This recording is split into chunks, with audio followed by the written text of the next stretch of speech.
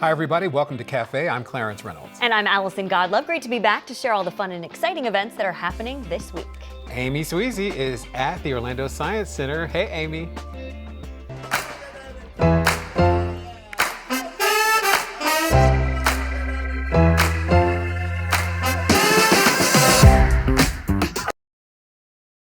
All right, I don't know what I'm going to find, but I sure am going to dig for it. Hey, sorry to interrupt, Amy. Hi, Jeff. How are Hey, you? good to see Nice you. to see you. Hey, everybody. This is my friend Jeff Stanford from the Orlando Science Center. I couldn't wait. Sorry, I had to start digging. You are actually doing what you're supposed to do in this Oh, good. exhibit. So, no, you're right. You're right on point. Okay, so tell me where we're standing. What are we doing here at Dino Digs? And well, we are standing in Jurassic Ridge, which is our giant dig pit, because Orlando Science Center is a hands-on museum. We play to learn here at Orlando Science Center. And we are in the middle of our dinosaur exhibit. And most traditional dinosaur exhibits, you look at displays. You don't touch those displays. So we've added things within Dino Digs to increase that hands-on interactivity. And one of them is a dig pit, where guests, especially children, can dig for fossils and play the role of paleontologist. You know, I love that because as a parent, usually that's what they're always doing. Don't touch it, get down. But here you encourage the kids to get their hands dirty. Absolutely. We feel that people learn more by doing, and we present these iconic experiences that stimulate curiosity and wonder, and that's a gateway to learning. So that is the hallmark of Orlando Science Center. So what is your favorite exhibit here inside Dino Digs? My favorite exhibit inside Dino Digs is Stan the T-Rex. He's the centerpiece of the exhibit. You've got to love the T-Rex. And our fossil display is based on the original Stan. All our fossils are replicas because the real fossil displays would be too big and too fragile to display like we have them. But Stan is one of the most complete fossil displays ever. And so we're thrilled to be able to show off our Stan for guests here in Dino Digs. Anything else that the kids are really fascinated by? I think what's really cool about Dino Digs is it celebrates prehistoric land and sea creatures. And when you think dinosaurs, you think only the land creatures like T-Rex, Triceratops. But we have a great display of prehistoric sea creatures like the Elasmosaurus, because in prehistoric times, Florida was underwater. And so we like showing off Elasmosaurus. It's got this incredibly long neck. A lot of people speculate that this may be where people thought the Loch Ness Monster may have come from. Okay. So it's really cool to show a different perspective on dinosaurs. Awesome. Well, I would love to see everything. Can we go take a look? Yeah, let's go take a look. All right.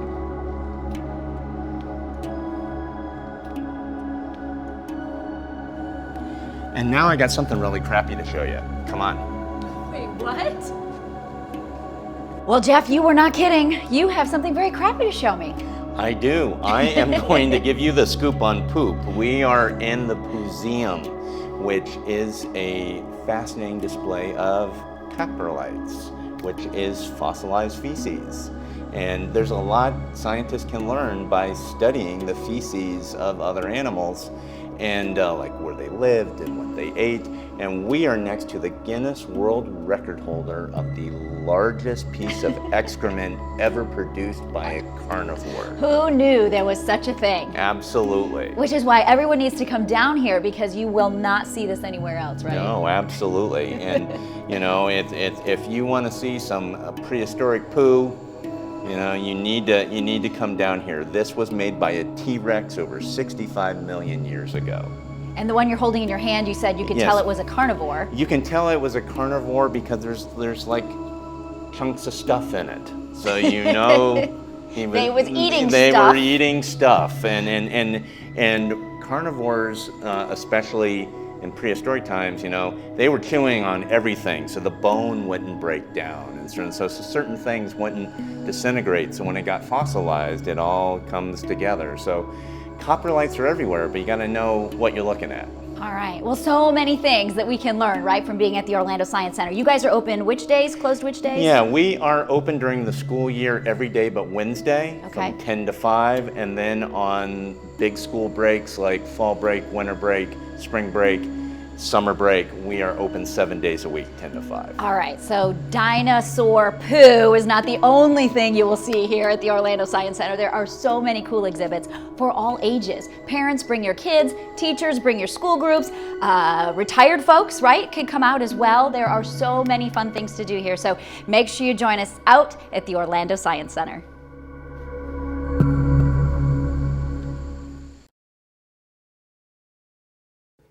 It does not matter how many times you have been there, there's always going to be something new to go and check out. Amazing. That's a great place to go.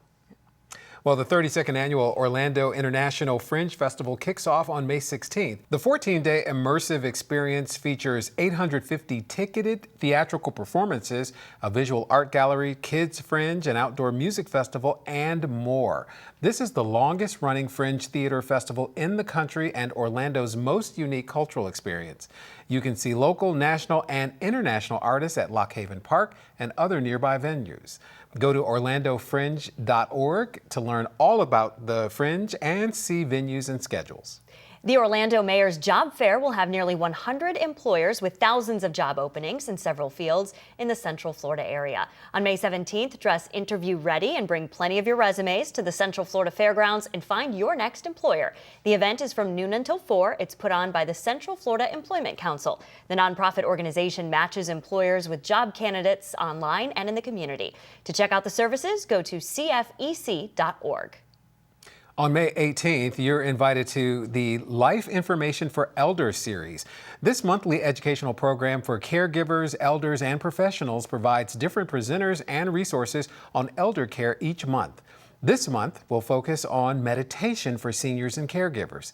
It's free to attend and starts at 12:10 at the Orange County Library downtown Orlando branch. Check out the schedule and register for a class at ocfl.net/seniors. The 6th Annual Children's Safety Village Community Heroes Celebration Awards Gala will be held on Friday, May 19th at Lou Gardens. It recognizes those in Central Florida who help to keep children safe.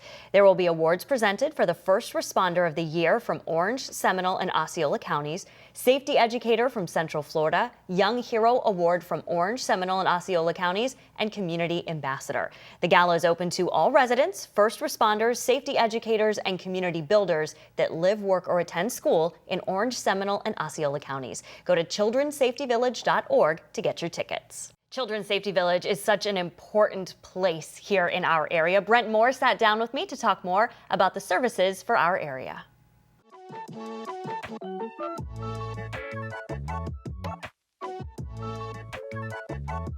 Brent Moore with Children's Safety Village is joining us now. Thank you for being here. Thanks for having me. Great to see you. Same here. So for people maybe who don't know a lot about Children's Safety Village, tell us what it is.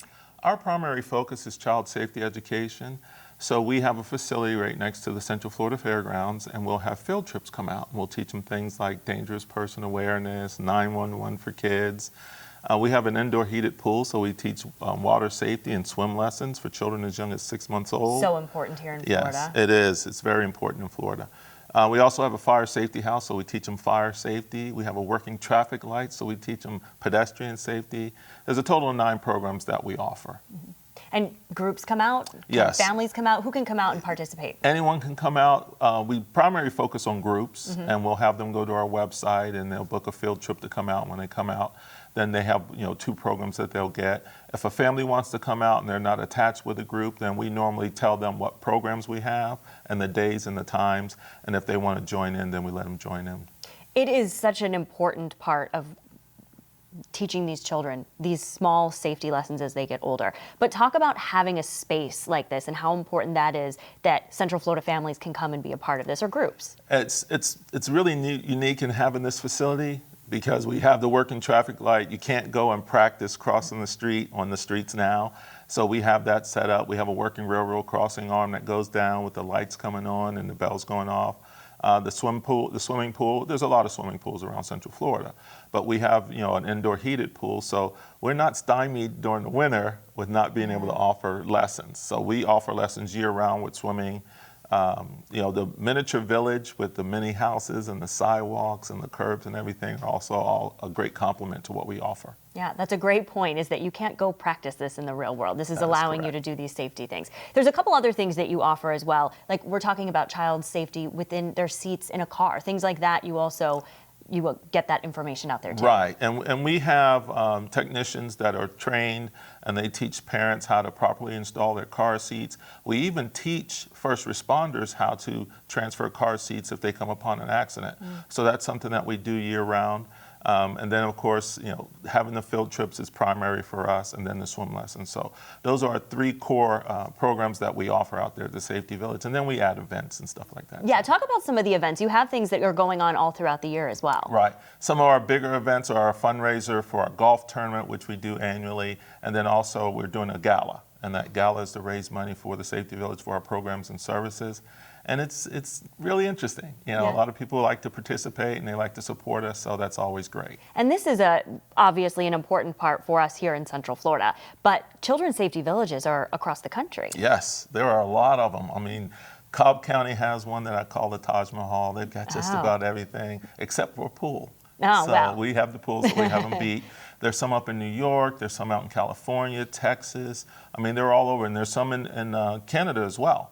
And there's an International Safety Village Conference that happens, and that'll be happening sometime soon, and I'll be going to that. That's fantastic to be able to have this kind of support here in the area for families who may not have access to certain things, that to make sure that their kids do stay safe. Yes, and you know, for us, unfortunately in Florida, drowning is #1 for children, you know, 1 to 4, and you know, we try as best we can with our Central Florida Water Safety Task Force to, you know, have best practices on how to keep people safe and how to communicate to them. Also, too, pedestrian safety is really important. A lot of the schools require that students K through 2 go through pedestrian safety, you know, and we offer that as a program. So some of those things are unfortunate that, you know, Florida leads the nation in, or is tops in the nation, and we try to help as best we can to teach the children now while they're young, so that as they get older, they won't be making those same mistakes. Yeah, well, it's a wonderful thing you're doing in our community, Thank for you. sure. If people want to learn more, or if they want to check out some of the programs, how do they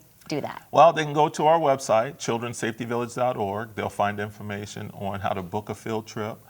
They'll find information on our upcoming events. They'll see some of the things that we're doing in the community. And then, of course, they can always make a donation. Yeah, that's Yeah. always a good thing, and it Yeah. supports the programs that Yes, you're trying to do. it supports the program. Wonderful. Well, thank you so much for coming by and talking with us about this. We certainly appreciate it. You're welcome. Yeah, and go check out the website, see what programs that the Children's Safety Village has to offer, sign up for a group, head on out there and have a good time and teach safety at the same time. Thank you so much. You're welcome.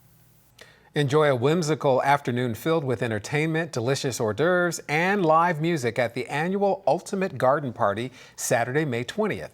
Test your casino skills while enjoying fancy cocktails. All proceeds raised will benefit Second Harvest hunger relief efforts, including distributing 300,000 meals a day across Central Florida. For more information, be sure to visit feedhopenow.org. You can get to know your local officers at the Ocoee Police Department's annual community picnic on May 20th from 11 until 2. Enjoy food, activities, a bounce house, games, and live music at Freedom Park. The goal is to bring some fun to the community while giving people the chance to get to know the officers who protect and serve Ocoee. The Garden Theater presents Something Rotten in downtown Winter Garden. The performance, based off the book, is about 2 brothers who are writing their way through the Renaissance under the shadow of William Shakespeare. As they scramble to write the world's first musical, they'll fight social norms, family struggles, and stress over becoming successful. See the show through May 21st. For showtimes and tickets, go to gardentheater.org. Love seeing all these fun things that are happening in the area. And some outdoor things, because this is your last chance before the humidity festival. Yeah, it's already begins. starting to pick up, so get out there and Yeah. take care of all your outdoor Exactly. activities now. Thanks so much for joining us this week. That wraps it up. If you have one you'd like to share with us for next month, send us an email at cafe@ocfl.net. I'm Allison Godlove. And I'm Clarence Reynolds. Remember to join us next week to see what's new and exciting happening in your community.